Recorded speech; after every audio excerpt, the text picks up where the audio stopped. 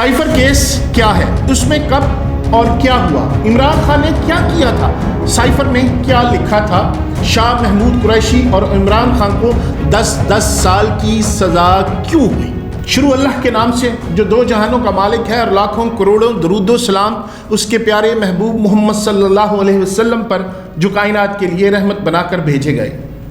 ناظرین، cipher case میں راولپنڈی کی اڈیالہ جیل میں قید بانی تحریک انصاف یعنی P T I Imran Khan اور سابق وزیر خارجہ شاہ محمود قریشی کو 10 سال قید با مشقت کی سزا سنا دی گئی ہے۔ اس پر مزید بات کرنے سے پہلے عمران خان کے خلاف سائفر کیس میں کب اور کیوں ہوا، کیسے ہوا، اس پر ایک نظر ڈالوں گا۔ آپ سے گزارش ہے کہ چینل کو سبسکرائب ضرور کیجئے گا، بیل آئیکن کو بھی دبائیے گا اور ویڈیو کو لائک کرنا مت بھولیے گا، شیئر ضرور کیجئے گا۔ سائفر کیس سفارتی دستاویز سے متعلق ہے جو مبینہ طور پر عمران خان کے قبضے سے غائب ہو گئی تھی۔ پی ٹی آئی کا الزام ہے کہ اس سائفر میں عمران خان کو اقتدار سے ہٹانے کے لیے امریکہ کی جانب سے دھمکی دی گئی تھی۔ سائفر کا معاملہ پہلی بار 27 مارچ 2022 کو اس وقت کے وزیر اعظم عمران خان نے ایک جلسے میں عوامی سطح پر اٹھایا تھا۔ جلسے کے دوران عمران خان نے اپنی جیب سے خط نکال کر دعویٰ کیا تھا کہ ان کے خلاف اپوزیشن کی تحریک عدم اعتماد ان کی بیرونی پالیسی کے سبب غیر ملکی سازش کا نتیجہ تھی اور انہیں اقتدار سے ہٹانے کے لیے بیرونی ملک سے فنڈز بھیجے گئے۔ مبینہ طور پر یہ سائفر 7 مارچ 2022 کو اپوزیشن کی جانب سے تحریک عدم اعتماد پیش کرنے اور اس پر ووٹنگ کے لیے قومی اسمبلی کا اجلاس طلب کرنے سے ایک روز پہلے بھیجی گئی تھی۔ بعد ازاں پی ٹی آئی حکومت نے اس سفارتی کیبل کو اپنا اقتدار ختم کرنے کی سازش قرار دیتے ہوئے اس پر قومی سلامتی کمیٹی کا اجلاس بھی بلایا تھا۔ اجلاس میں مراسلے کو پاکستان کے معاملات میں کھلی مداخلت قرار دیتے ہوئے اس کا سفارتی طور پر جواب دینے کا ارادہ ظاہر کیا گیا تھا۔ 9 اپریل 2022 کی رات قومی اسمبلی میں اس وقت کے وزیر اعظم عمران خان کے خلاف اپوزیشن کی تحریک عدم اعتماد 174 ووٹوں کے ساتھ کامیاب ہو گئی تھی، جس کے بعد عمران خان ملک کے وہ پہلے وزیر اعظم بن گئے جن کے خلاف تحریک عدم اعتماد کامیاب ہوئی۔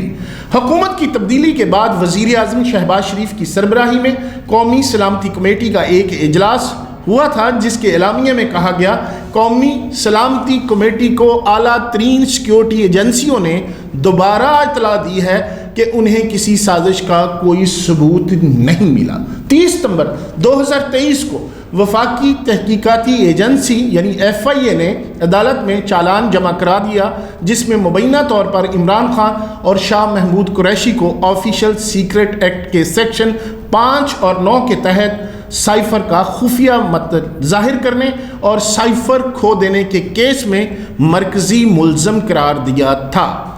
ایف آئی اے نے 27 گواہوں کا حوالہ دیا۔ مرکزی گواہ اعظم خان پہلے ہی عمران خان کے خلاف ایف آئی اے کے سامنے گواہی دے چکے ہیں۔ اعظم خان نے اپنے بیان میں مبینہ طور پر کہا تھا کہ عمران خان نے اس خفیہ دستاویز کا استعمال عوام کی توجہ عدم اعتماد سے ہٹانے کے لیے کیا جس کا وہ اس وقت بطور وزیر اعظم سامنا کر رہے تھے۔ ایف آئی اے کی جانب سے درج فرسٹ انفارمیشن رپورٹ یعنی ایف آئی آر میں شاہ محمود قریشی کو نامزد کیا گیا اور آفیشل سیکرٹ ایکٹ کی دفعہ 5 اور 9 یعنی معلومات کا غلط استعمال کرنا کے ساتھ تعزیرات پاکستان کے سیکشن 34 کے تحت مقدمہ درج کیا گیا۔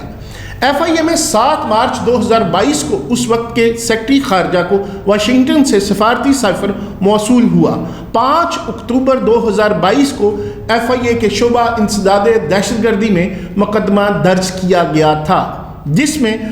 سابق وزیر اعظم عمران خان، شاہ محمود قریشی اور اسد عمر اور ان کے معاونین کو سائفر میں موجود معلومات کے حقائق توڑ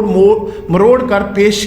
کر کے قومی سلامتی کو خطرے میں ڈال کر اپنے ذاتی مفاد کے حصول کی کوشش پر نامزد کیا گیا تھا۔ اس میں کہا گیا کہ سابق وزیر اعظم عمران خان، سابق وزیر خارجہ شاہ محمود قریشی اور ان کے معاونین نے خفیہ کلاسیفائڈ دستاویز کی معلومات غیر مجاز افراد کو فراہم کرنے میں ملوث تھے۔ سائفر کے حوالے سے کہا گیا کہ انہوں نے بنی گالا عمران خان کی جو رہائش گاہ ہے میں 28 مارچ 2022 کو خفیہ اجلاس منعقد کیا تاکہ اپنے مذموم مقاصد کی تکمیل کے لیے سائفر کے جزیات کا غلط استعمال کر کے سازش تیار کی جائے۔ مقدمے میں کہا گیا کہ ملزم عمران خان نے غلط ارادے کے ساتھ اس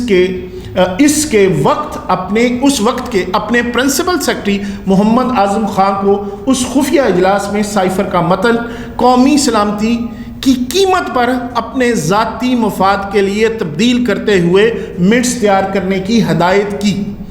ایف آئی آر میں الزام عائد کیا گیا کہ وزیر اعظم آفس کو بھیجی گئی سائفر کی کاپی اس وقت کے وزیر اعظم عمران خان نے جان بوجھ کر غلط ارادے کے ساتھ اپنے پاس رکھی اور وزارت خارجہ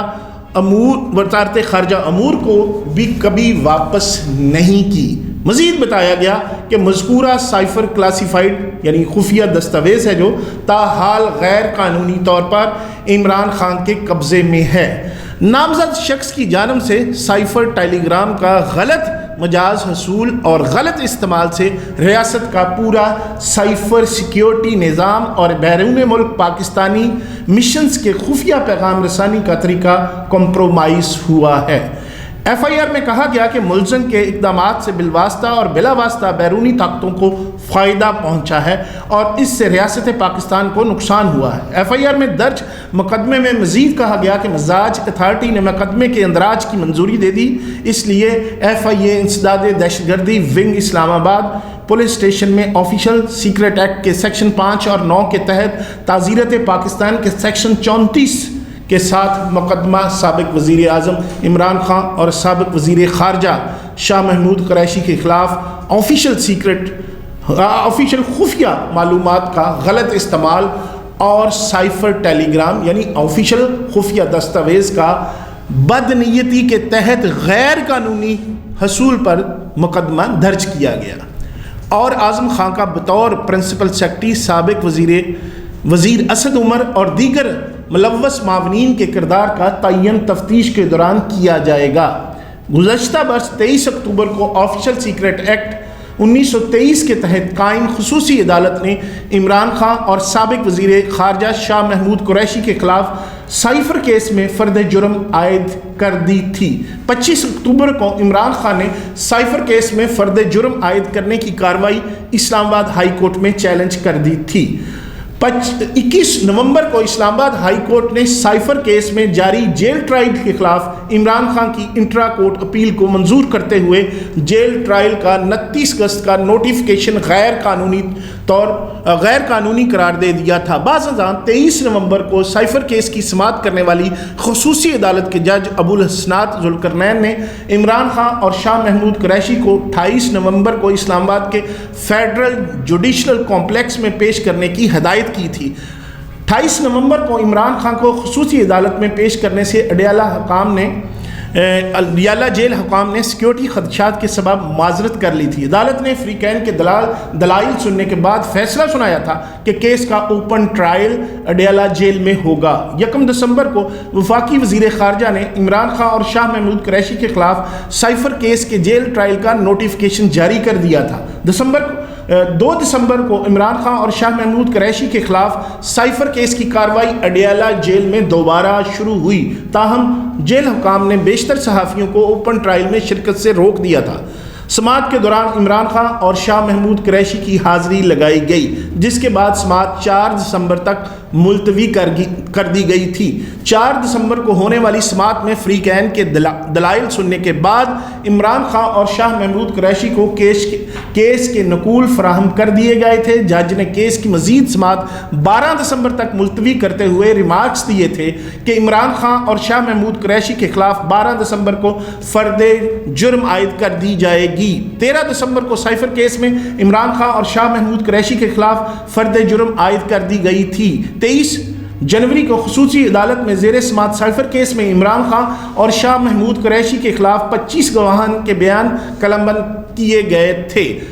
29 جنوری کو گزشتہ روز یعنی خصوصی عدالت میں زیر سماعت سائفر کیس میں رات گئے تک جاری رہنے والی کارروائی کے دوران عمران خان اور شاہ محمود قریشی کے خلاف 25 گواہان کے بیانات قلم بند کر لیے گئے تھے۔ آج ہونے والی سماعت کے آغاز پر ملزم